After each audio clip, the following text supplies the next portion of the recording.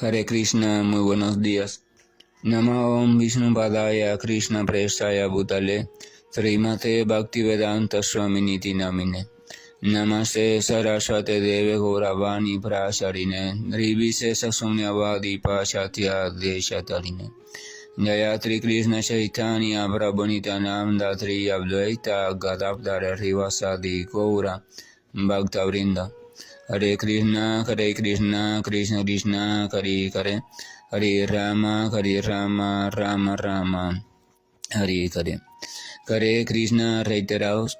Vamos a continuar con las lecturas y propuestas de reflexiones del siempre radiante y trascendental por excelencia, Srimad Bhagavatam, el cual recordamos es un conjunto de narraciones que revelan diferentes pasatiempos del Señor Supremo en compañía de sus devotos puros o asociados íntimos. Y por tanto, teniendo en cuenta la absolutez del Señor y comprendiendo que no hay diferencia entre el Señor y sus pasatiempos, entonces podemos comprender que el Srimad Bhagavatam es la propia presencia del Señor Supremo. Y en esa comprensión y en esa fe perfecta se encuentra el secreto para que en verdad podamos entrar en contacto con toda la potencia espiritual que hay contenida en el Srimad Bhagavatam, lo cual no se trata de una cuestión de misticismo, de esoterismo, de algún tipo de magia, no. Se trata de una sustancia completamente real, existente, pero un plano muy sutil, más sutil que todo lo sutil que se pueda conocer. Un plano perfectamente accesible, pero solo accesible mediante el amoroso servicio devocional a la Suprema Personalidad de Dios, armado con desapego del mundo material y conocimiento sobre la esencia de lo que significa el alma del Señor y la relación que hay entre ellos. Y entonces la práctica ahí nos lleva, nos purifica y nos conduce. No hay otra forma de llegar. No hay otra forma de acceder al plano trascendental, al plano donde el Señor se manifiesta, su verdadera forma, color, enseres, pasatiempos, cualidades. En el propio Srimad Bhagavatam, pero en el canto 2 del Srimad Bhagavatam, cuando Brahma está tratando de encontrar la solución a la pregunta de cómo puede llevar a cabo su tendencia creativa, o sea, todavía la creación no ha comenzado, Brahma no sabe cómo hacerlo, Brahma no está perdido. Y entonces en ese momento todavía no hay nada, está solamente él. Y entonces él está en su proceso de meditación profunda, guiado por el Señor Supremo, a quien aún no puede localizar. Simplemente escuchó un sonido y comenzó a meditar en ese sonido, aceptándolo como trascendental y divino. Y entonces en ese llega un momento en que el Señor se le permite, le permite misericordiosamente tener un vistazo de él en la forma de Narayana. Y entonces el Señor le dice que está complacido con su meditación y con su austeridad y por tanto le va a conceder su gracia y su misericordia. Y hay un fragmento que dice que seas capaz de comprender directamente mi verdadera forma, mi verdadero color, mis verdaderos enseres, mis adornos, mis verdaderas cualidades, mi morada, mis pasatiempos, que los comprendas, que tengas la bendición de tener ese darshan, de poderlos mirar por ti mismo. Y que esa bendición ocurra, esa comprensión ocurra debido a mi gracia y mi misericordia. O sea, realmente cuando uno lee ese texto, uno comprende. Si uno tiene su corazón abierto y no tiene puesto trabas en su comprensión, uno puede comprender que en verdad el Señor está explicando que en el plano original, en su plano original, el plano de existencia original, el plano espiritual, existe la criatura con formas, colores, variedad, cualidades, etc., así como existe en este plano, pero en un nivel completamente puro. Eso hablaremos en su momento y también trataremos de ver cómo se busca la manera más fácil de explicarlo. Pero el punto es que, o sea, el Señor no es abstracto. El Señor, cuando la literatura habla de que el Señor es Satchitananda, la literatura explica Satchitananda Vigraha. Ese Vigraha significa que tiene forma, pero esa forma es espiritual. Tiene cualidades, pero cualidades espirituales. Tiene en seres adornos una apariencia original, pero es espiritual. Desarrolla actividades, pero actividades siempre espiritual. Tiene relaciones, pero son espirituales.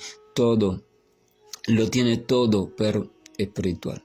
O sea, el Señor no tiene forma, ni cualidades, ni nada desde el punto de vista material. Por eso es que la literatura también dice, el Señor, la verdad que absoluta, no tiene forma, no tiene cualidades, o sea, pero eso se refiere a que no tiene nada de eso desde el punto de vista material. Él no puede tener forma material, ni cualidades materiales, nada, porque el Señor es independiente en sí mismo, Él no necesita de otras cuestiones añadidas a Él para Él presentar algo. Él tiene su propia forma, Él tiene su propia potencia de forma, potencia de inteligencia, potencia, pero es espiritual completamente. Entonces, ¿ahora qué pasa? No se puede acceder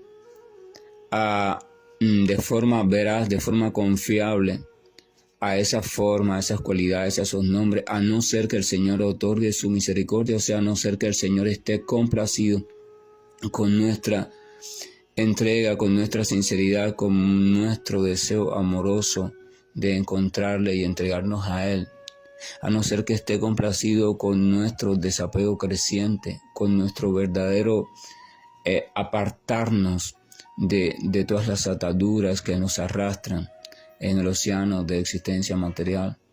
O sea, cuando eso sucede y cuando uno está completamente situado en la idea del Señor y está sinceramente tratando de comprender cada vez más lo magnífico y amoroso que el Señor está haciendo siempre, aún en medio de los aparentes sufrimientos, y el devoto comprende qué maravilloso es mi Señor, está permitiendo que esto suceda para que yo pueda seguir purificándome y desapegándome de este cuerpo y de esta mente y de estas circunstancias y de tantas cosas.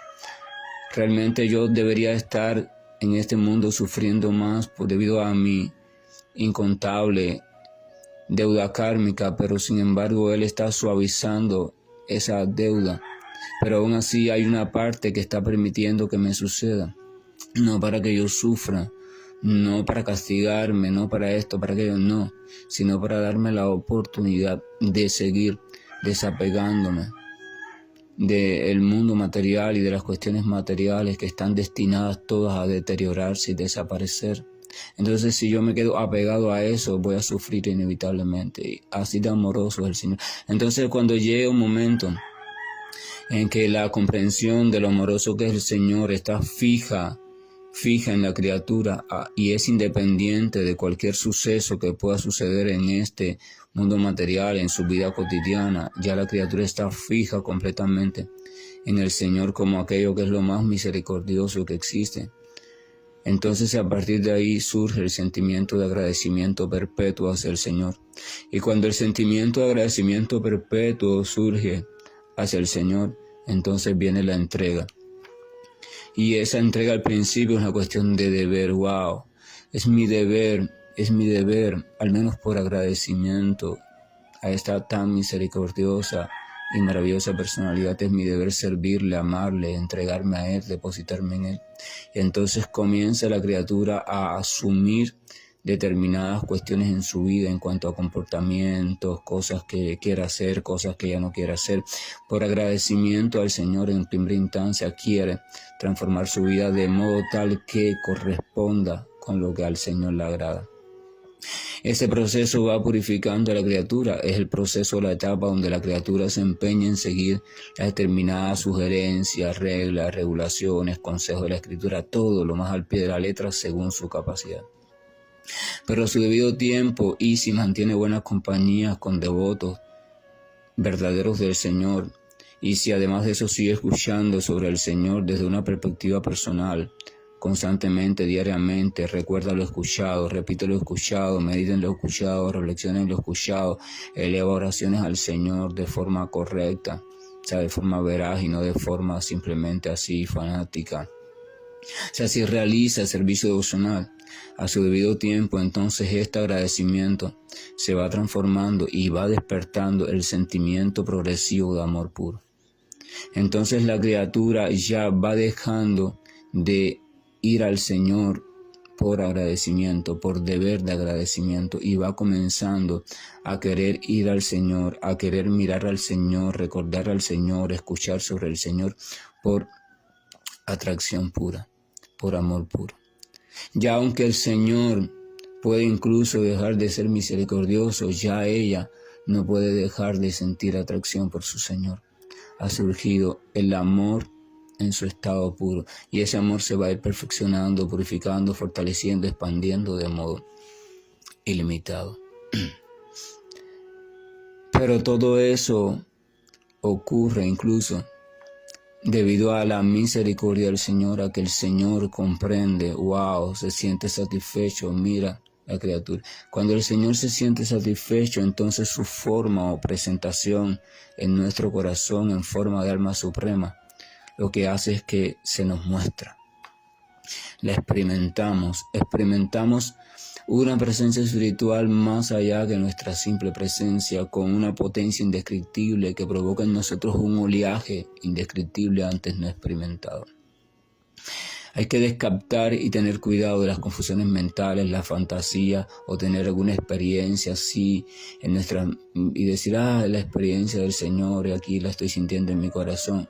¿Verdad? Hay que saber diferenciar, y para eso lo más sano entonces es no identificarse con ninguna de las experiencias, buenas o malas, y seguir simplemente practicando. Seguir practicando con la mirada puesta en el servicio al Señor, y todo irá sucediendo solo y a su debido tiempo. Pero el punto es solo por la misericordia del Señor es que puede suceder eso. Nadie puede comprender, acceder, reconocer, ni encontrarse, ni experimentar las cuestiones del verdadero nombre, formas, cualidades, etc. Nadie puede tener un encuentro progresivo directo con el Señor, a no ser que la propia misericordia del Señor caiga sobre esa persona. Y la misericordia del Señor cae sobre esa persona de dos modos o por dos razones. Primero, por la propia misericordia directa del Señor complacido, y segundo, por la misericordia del devoto puro del Señor. El devoto puro del Señor nos puede dar, a través de su misericordia, la capacidad o la potencia para comenzar a despertar a la presencia espiritual del Señor de modo progresivo. Aquel que está intentando encontrar al Señor por sus propios métodos, por sus propios modos, por su propio esfuerzo, debe saber que está teniendo mentalidad materialista, porque es solamente en la mentalidad materialista, bajo la concepción del yo puedo, o sea, yo soy esto, yo tengo tal capacidad y yo puedo, que uno piensa de esa manera tonta. Pero en la concepción o visión espiritualista trascendental de la vida, donde la criatura se descubre como parte minúscula del propio Señor y por tanto subordinada a Él, entonces ese pensamiento deja de estar. Ya no hay tal cosa de que por mi propio esfuerzo voy a lograr. No, ella comprende. Solo por la misericordia amorosa de mi amado Señor es que se puede lograr tal cosa, o sea, puedo tener la oportunidad de que se logre tal cuestión.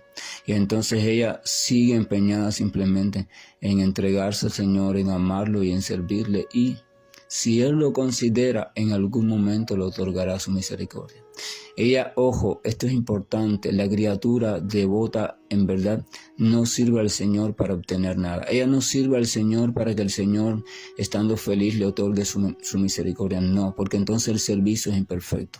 Ella se dedica, deposita toda su atención, todo, simplemente en la realización del servicio encomendado. Se entrega al servicio. Ella no piensa en lo que el servicio le puede traer, en los beneficios, no. Ella se dedica a realizar su actividad.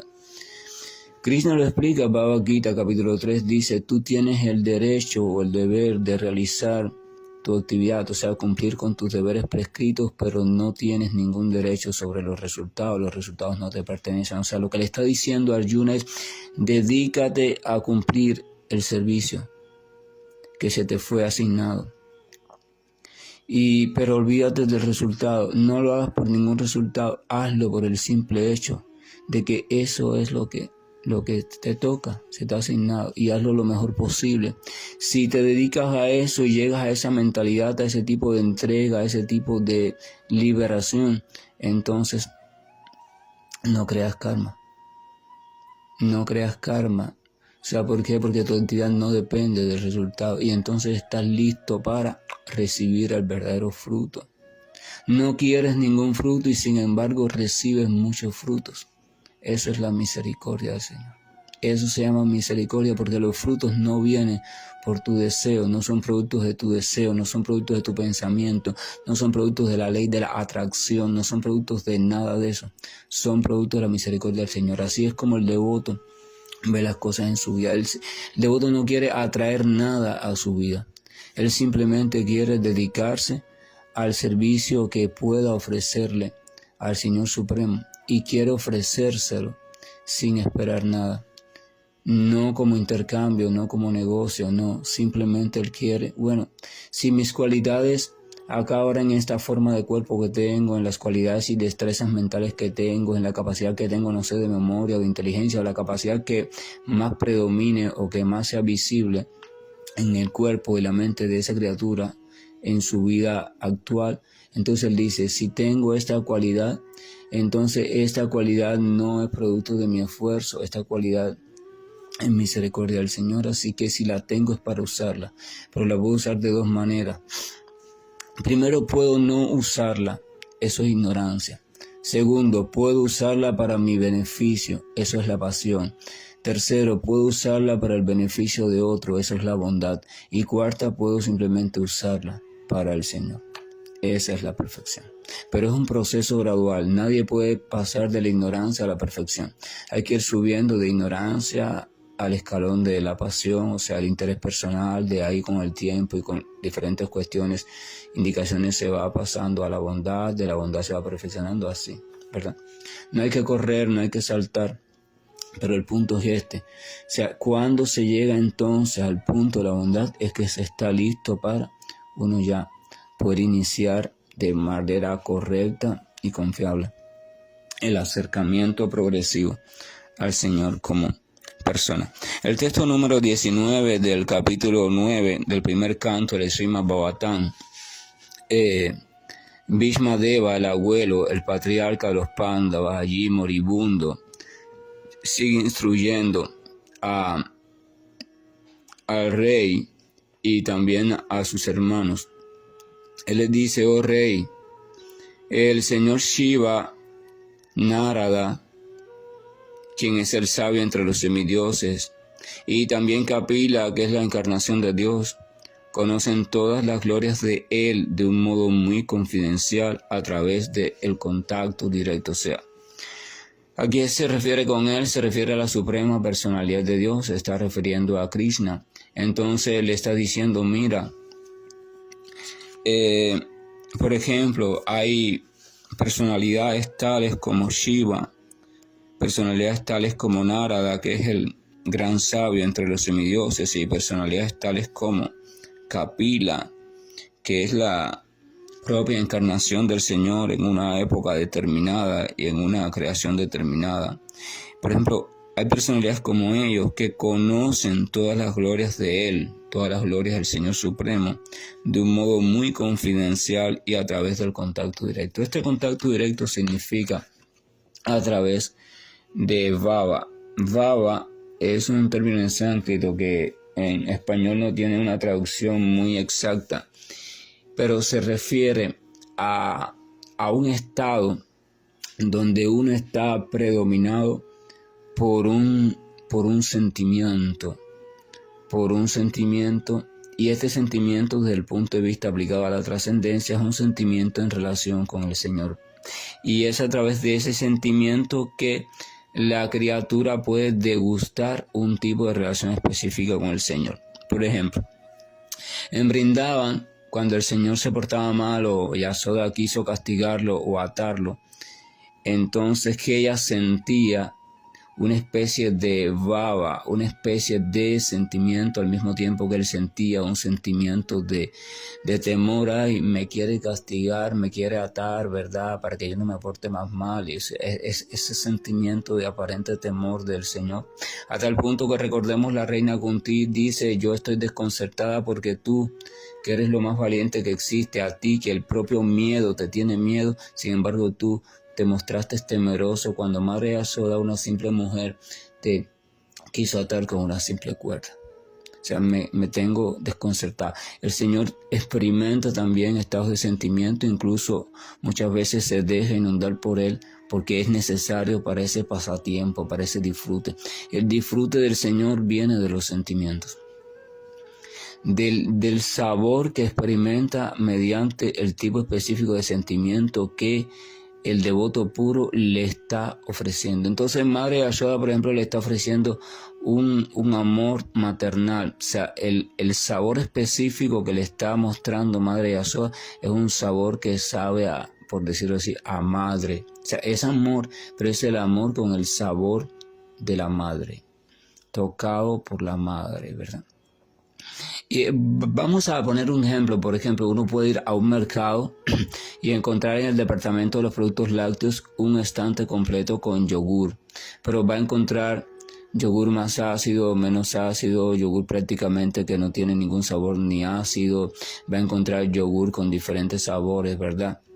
Diferentes espesores. Es yogur. Todos son yogur, pero tienen una variedad diferente. ¿Por qué hay tanta variedad? Porque hay una variedad de gusto, porque cada cliente disfruta con un gusto específico. Hay quien viene para el más ácido, otro viene para el menos ácido, otro viene para el neutral que no tiene ácido, otro le gusta el yogur más espeso, otro le gusta el yogur más licuado, a otros le gusta el yogur con sabor a fresa, el otro con sabor a no sé qué, ¿verdad? Perfecto. Entonces el Señor, por decirlo así, es el consumidor, el disfrutador. El Señor es el consumidor.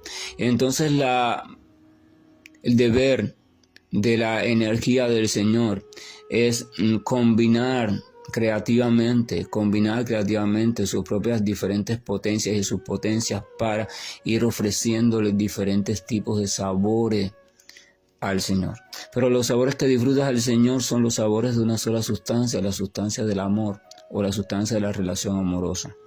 Entonces esta relación amorosa cambia de sabor en la medida que los ingredientes se reagrupan. O sea, cada entidad viviente tiene una combinación específica internamente debido a su propia persona individual de cualidades, y debido a esa combinación, o sea, la forma en que piensa, la forma en que ve las cuestiones, la forma que de sus deseos, debido a esa combinación, entonces va a vivir el amor de una forma específica, va a ver al otro, que en este caso es el Señor, de una forma específica, y va a amarlo desde esa perspectiva. Esa perspectiva específica le va a tributar un sabor al cliente. El cliente es el Señor, un sabor al cliente. Entonces el Señor en ese intercambio amoroso experimenta un sabor. Pero en el intercambio amoroso con otra criatura también que tiene otras cualidades, va a experimentar otro sabor. Y de esa manera es que el Señor se deleita entre todos los diferentes sabores. O sea, el Señor prueba todos los sabores. Y entonces de esa forma es que eso ocurre por bhava. Eso ocurre porque hay un intercambio de sentimientos y sentimientos específicos. Por ejemplo, cuando Balaram en el propio Vrindavan juega con el Señor, él no puede tratar al Señor de la misma manera que lo trata Yasoda, porque Yasoda está movida por el amor pero maternal, y Balaram a veces está movido por el amor de hermano. Y un hermano no quiere de la misma forma que una madre, aunque lo intenta hacer. Pero a veces Balaram toma la postura del amigo, o sea, ama a Krishna como amigo y lo trata como amigo. Pero a veces incluso toma la postura de sirviente y se pone, le da masaje en los pies o le echa frescos y aire como si sus manos fueran un abanico. Entonces Krishna experimenta el sabor del sirviente. entiendan esto, ustedes tienen que entender eso.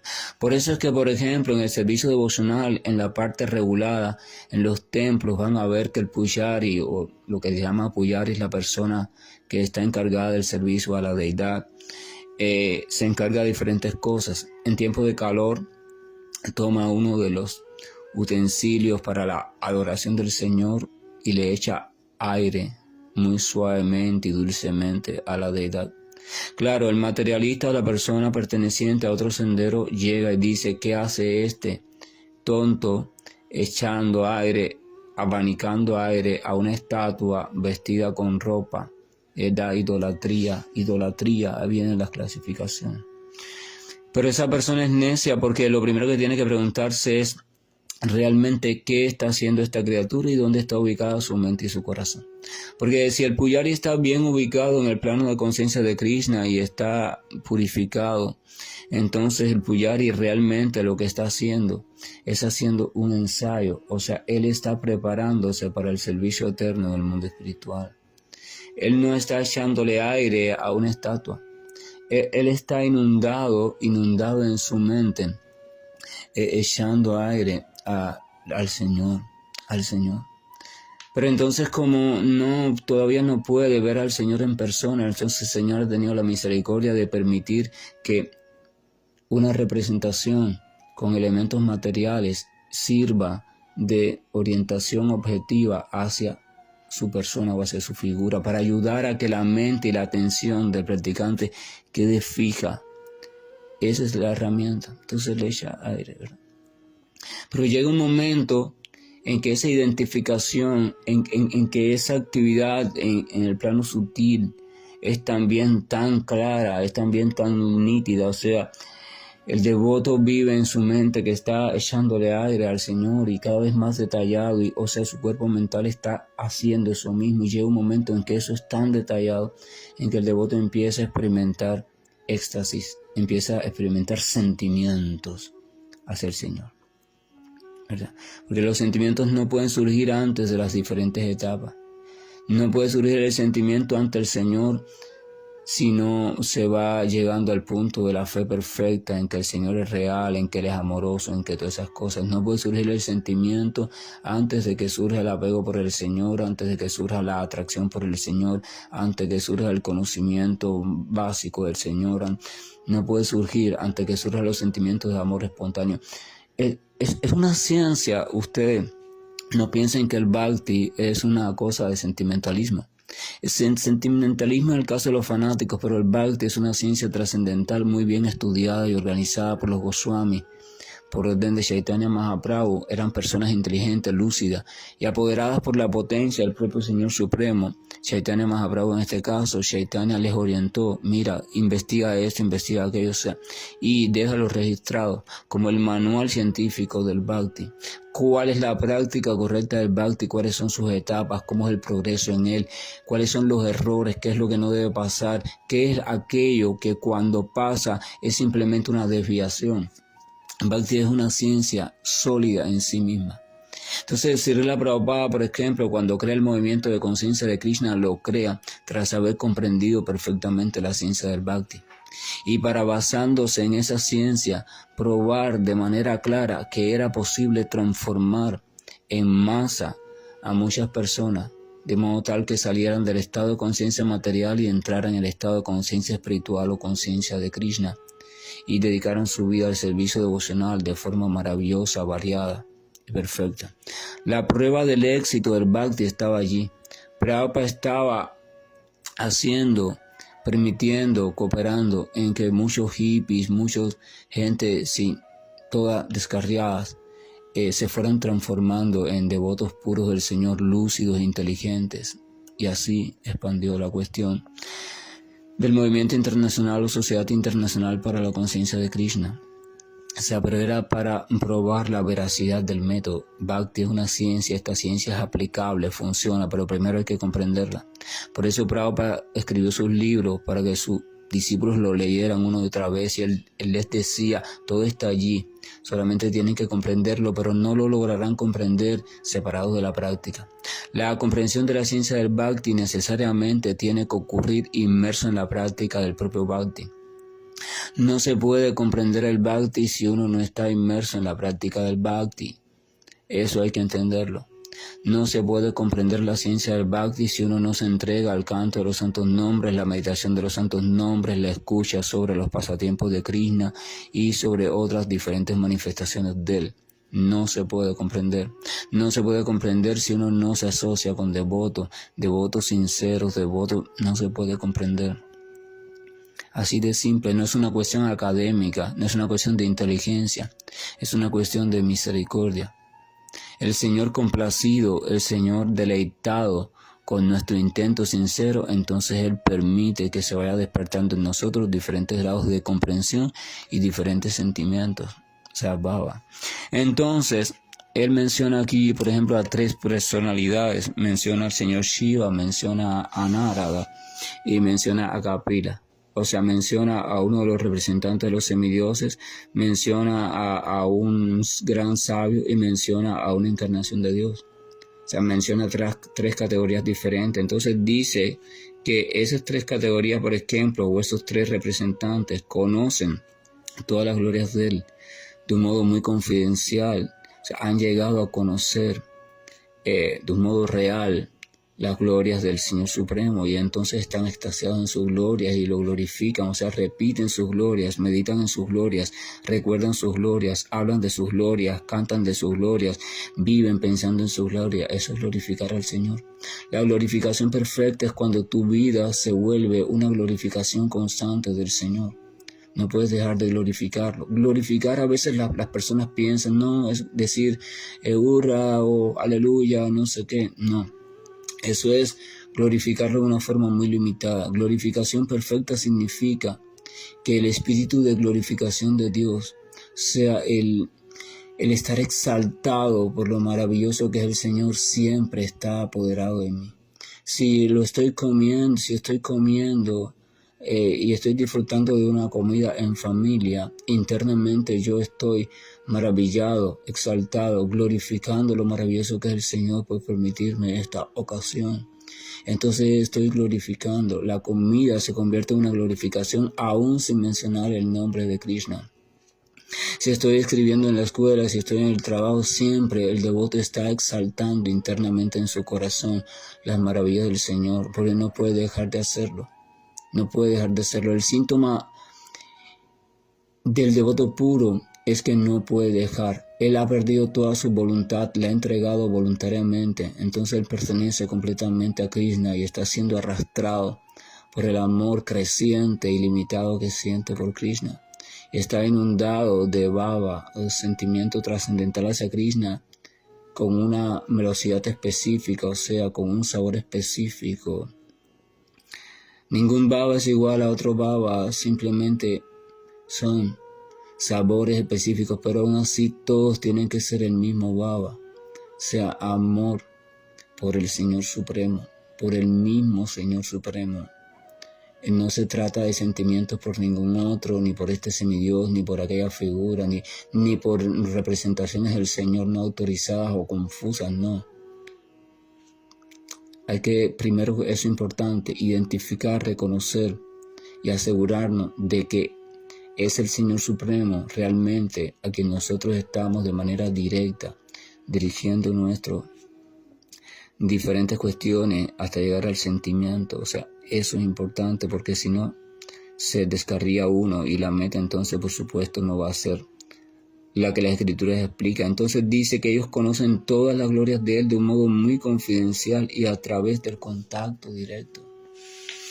A través del contacto directo, a través del servicio devocional directo al Señor, mediante la vía del sentimiento amoroso, mediante el bhava. Bhava une.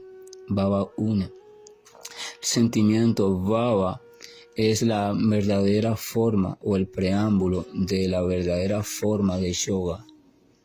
Si yoga hace alusión a unir, a volver a juntar, entonces se necesita de un agente unificador. Y ese agente unificador lo han descrito de muchas maneras, muchas técnicas, muchas cuestiones, pero el agente unificador por excelencia entre dos almas, en este caso el alma minúscula y el alma suprema, es el sentimiento. incluso entre dos almas comunes es el sentimiento la que las unifica como antesala al amor puro. Primero el sentimiento, después el sentimiento cuando llega a su grado máximo se muestra como amor puro o prema. Entonces, ese sentimiento, entonces entre esa alma y el Señor también es lo mismo. Es el sentimiento quien se vuelve el agente unificador por excelencia. El sentimiento une sin esfuerzo. El sentimiento favorable, o sea, bueno, une sin esfuerzo. Y cuando ese sentimiento madura en su intensidad sin límite, entonces da un fruto. Prema, amor puro por Dios. Y entonces está diciendo, mira, quienes conocen de verdad al Señor Supremo, lo conocen a través de este. Hay que llegar a desarrollar un sentimiento amoroso por Dios, pero ese sentimiento no depende de nuestro plan, de nuestra estrategia, de nuestro esfuerzo, de nuestro estudio. No, tenemos que hacer todo el esfuerzo perfecto, pero depende en última instancia de la misericordia del Señor. Y el hecho de que yo pase un tiempo sin experimentar ningún sentimiento, sin experimentar nada, yo dejo esto porque no estoy experimentando nada. Entonces debe saberse que tu determinación no es pura. En verdad tú estabas buscando el resultado, porque al no obtenerlo, lo dejaste. Pero si tú no estás buscando el resultado y simplemente estás convencido de que no hay otro camino para ti, de que el mundo material no te puede garantizar ninguna felicidad estable, entonces tú dices, yo voy a entregarme a esto, aunque no tenga ningún resultado, porque el simple hecho de entregarme al servicio devocional amoroso, el simple hecho de entregarme a la escucha sobre los pasatiempos de Krishna, es más provechoso, aunque no tenga ningún resultado, que seguir en ese océano de lamentación conocido como mundo material, engaño e ilusión. Y así se entrega completamente. Y cuando la entrega ya es perfecta, entonces viene el resultado. Y uno dice, wow, qué misericordioso y maravilloso es el Señor. Que la gracia y el amor de nuestro Señor nos acompañe, que nos anime, que nos haga recordar constantemente que todo ocurre por su misericordia. Y sin duda alguna Él es misericordioso. Confiemos en eso y recordemos, cuando estemos en problemas, cuando estemos en dudas, cuando estemos en confusión de la mente, oh no, mente, ya, déjame tranquilo, no me engañes más. Deja que pase lo que quiera pasar. Yo solamente tengo una convicción, el Señor, aquel a quien estoy intentando entregar sinceramente toda mi mente, mi corazón, mis fuerzas, toda mi vida. Ese Señor se explica que es misericordioso en extremo y yo lo acepto así.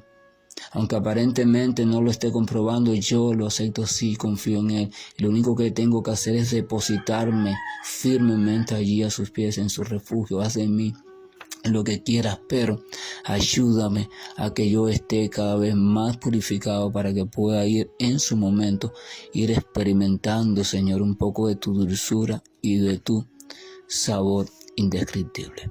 Hare Krishna, buen día, y estoy finalizando la llamada.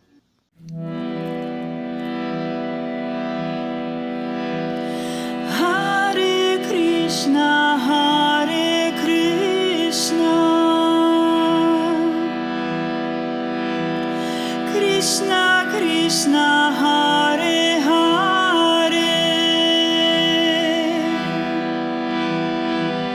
Hare Rama, Hare Rama, Rama Rama, Hare Hare, Hare Krishna, Hare Krishna, Krishna Krishna,